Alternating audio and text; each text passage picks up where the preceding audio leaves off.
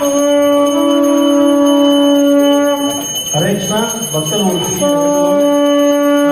பாடுறாங்க. நம்ம வீட்டில் வந்து ஜபம் பண்ணலாம். ஜபம் பண்ண நினைக்கிறவங்க இசைக்கல் வேணும். ஒரு ஆள் பண்றத பத்தி எல்லாம் பண்றாங்க.